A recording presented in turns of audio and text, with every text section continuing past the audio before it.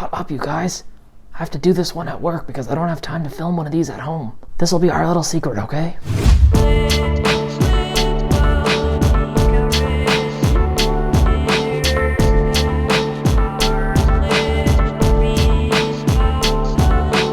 Hello, Internet. This is Olin from What I'm Listening To. I hope you all are continuing to stay safe, stay healthy, keeping those hands nice and clean, and wearing your mask when you're out in public.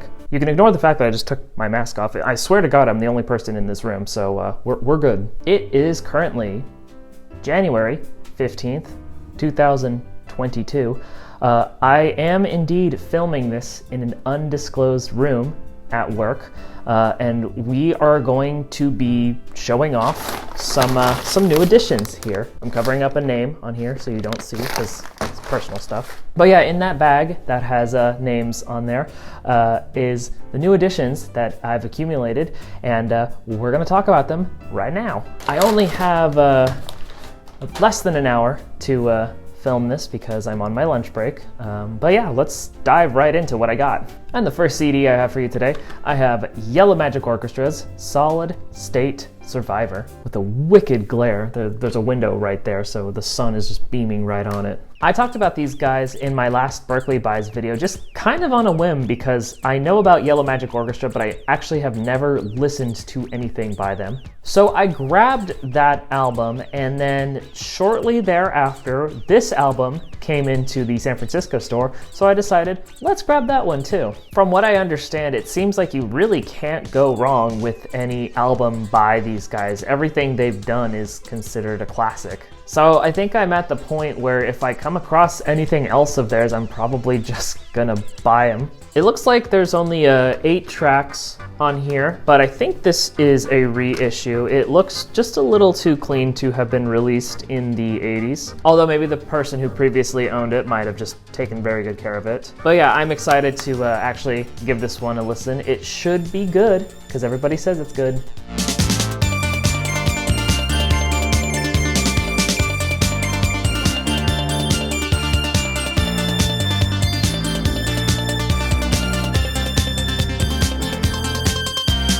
Next up, I have a compilation album. This is a Rezillos comp featuring work between 1971 and 1979.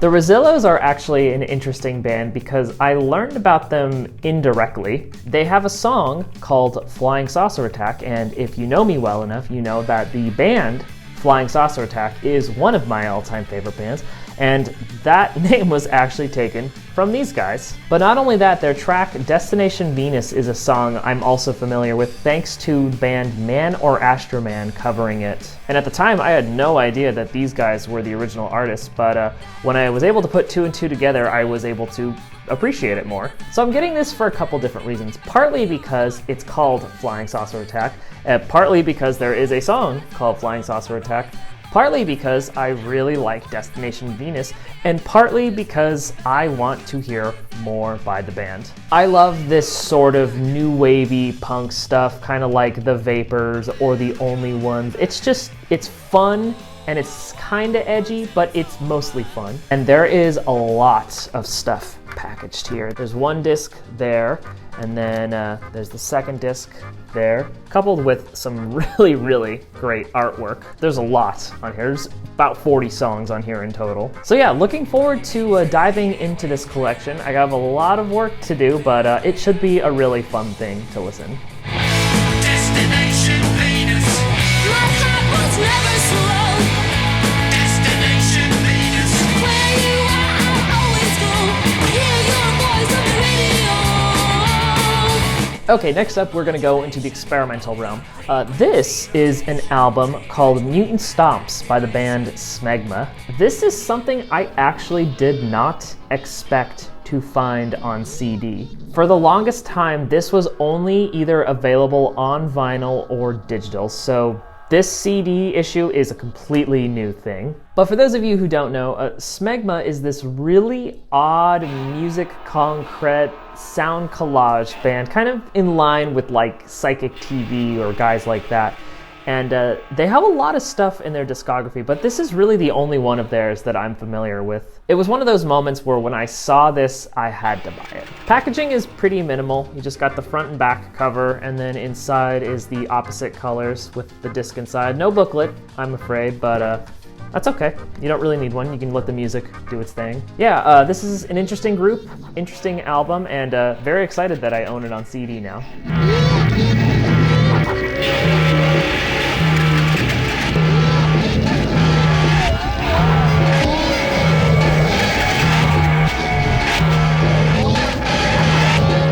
Staying on the topic of experimental music, the next album I have for you today, this is a Sarah Davachi and Sean McCann collab album. This is easily one of my favorite releases of 2021. Both individual artists are just incredible. Sarah Davachi has really been making a name for herself over the last few years, just putting out album after album after album and just knocking it out of the park as far as minimalist music goes. And Sean McCann's been around since 2006, but even his stuff is really good. He's been in numerous projects, he's collaborated with numerous artists, and again, just all of what he does is worth listening to. So for these two to come together and bring their talents onto one album, you better believe I was stoked. And what I really like about the CD issue is it comes with a bonus EP with 4 more tracks. The album is traditionally only 6 songs long, which in my opinion is far too short. But the stuff on here sounds like equal parts of what they do. Sarah's minimalist drone orchestral components,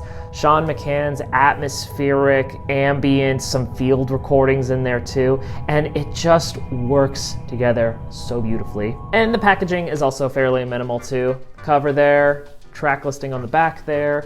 Inside we have the disc there, and then we actually have a booklet, which I want to say has some liner notes. It could also just be pictures of stuff because I know a lot of experimental musicians just do that. Yeah, it looks like just photos. Just beautiful photographs. Various scenery. Still very cool though. I think this is some good stuff to look at while you listen. But yeah, if you are a fan of either of these artists or just a fan of ambient music as a whole, then you need to check this album out. This one is easily a highlight of 2021.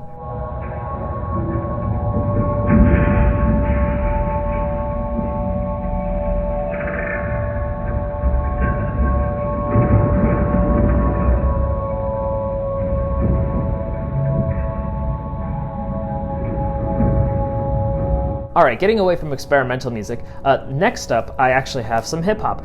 This is an MF Doom release called Nastradoomus Volume 1. This is actually a release I didn't know a single thing about when I first stumbled across it. And that's the main reason why I bought this. Since MF Doom's passing, a lot of his stuff has been selling, and really the only things we can get in stock around here are the special herbs volumes that have been reissued. But occasionally we'll get some one-off thing, and that thing was this one. And doing a little bit of research on this, basically this is Nas's album Nastradoomus, but the beats are completely redone and produced by Doom. So it's like listening to a pretty beloved album with a different flavor to it. But honestly, I'm a big fan of Doom, whether he's rapping or his production. He's just a super, super talented guy, or was a super talented guy. And it just seems like a unique thing for him to have released. So again, I had to buy this. Just cracking this open, I'm fairly convinced this is like a CDR, because just looking at like how this is printed on the paper, it looks like it was done very DIY. Yeah, even the texture or the picture on the disc looks pretty do-it-yourself, like it was done in a Kinko's or something. Inside only just has the MF in there. I don't know if you can see that because of the glare. And then we just have the cover and the track listing right there. I know that there is a volume 2 of this that exists. I don't know if it's on CD or if that's only a digital thing, but if I manage to stumble across a copy, I will probably pick that up just to complete the collection. But until then, this is a really cool album, and rest in peace, Doom. We miss you. Now he is Nastradoomus.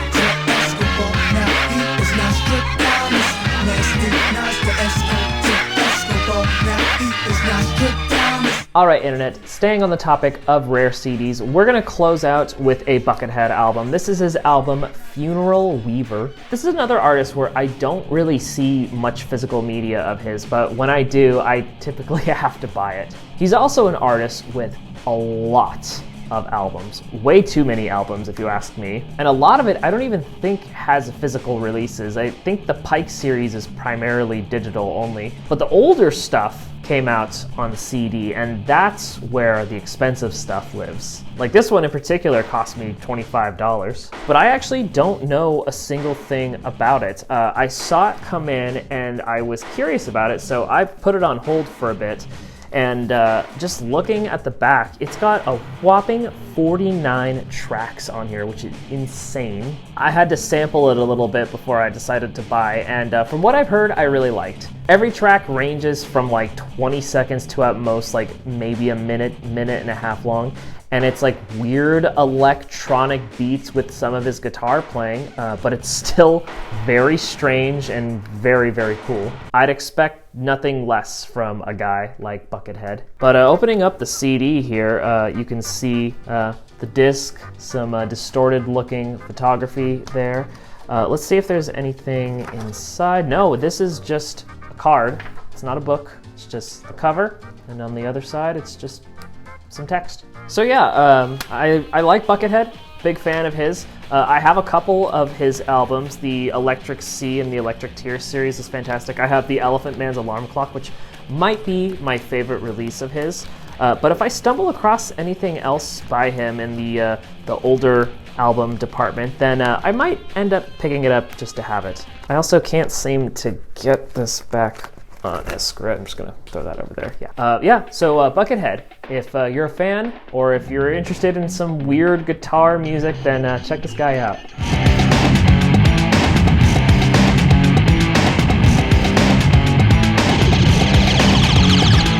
Alrighty then, Internet, that does it for me. Hey, if you have any new additions you've added to your collection, whether it's CDs, vinyl, or cassettes, let me know what they are. Leave a comment down below. And if you also like this video, be sure to hit that subscribe button. It'll show me the support and I'll love your face for it. And you can also follow me on Instagram for even more music. I post a new album on there semi-frequently, talk a little bit about it, and it gives you a bit of an insight of what else is in my collection.